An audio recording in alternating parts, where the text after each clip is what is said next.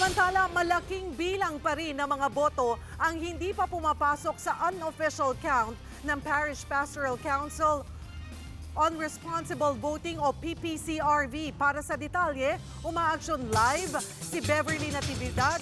Bev, gaano karami ang mga botong yan at saang lugar pa manggagaling? Cheryl, iniintay pa rin ng PPCRV yung pagpasok ng mga boto mula sa overseas absentee voting areas at ilan pang lugar sa Mindanao. Kasabay na rin nilang ginagawa ngayon dito yung kanilang mandato na magsagawa ng full manual audit.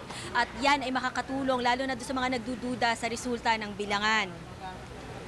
1.6 hanggang 1.8 million votes pa ang hinihintay na dumating ng PPCRV para mapasama sa unofficial at partial count nito. Malaking bulto niyan galing sa mga Pinoy abroad na naglalaro mula 275,000 hanggang 367,000. Malaki pa rin ang hindi pa na itatransmit mula sa mga probinsya ng Surigao del Sur, Lanao del Sur, Maguindanao at Sulu.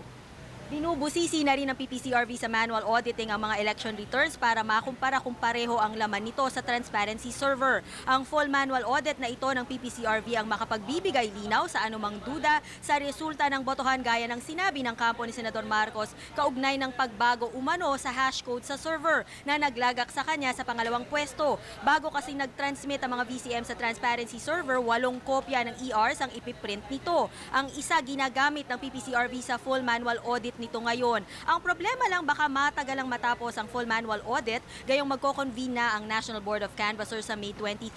Simula noong Martes, tinatayang aabot pa lang ngayon sa 10,000 ERs ang mau-audit ng mga volunteers sa PPCRV. 10% pa lang yan sa higit 90,000 na presintong kailangang ma-audit.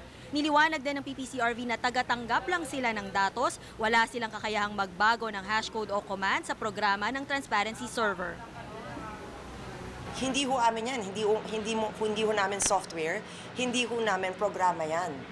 We cannot introduce any changes to that system. Kasi kung pumasok kayo dyan sa Comelec server room na super high security, 2 daw lang passes ang kailangan para makapasok, ay walang data na may akyat ang mga organisasyon na kakonect. One way lang.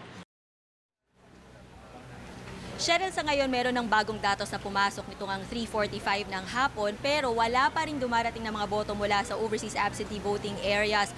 Hindi pa yan nagbabago simula ng 7:45 ng umaga. Cheryl? Maraming salamat, Beverly Natividad.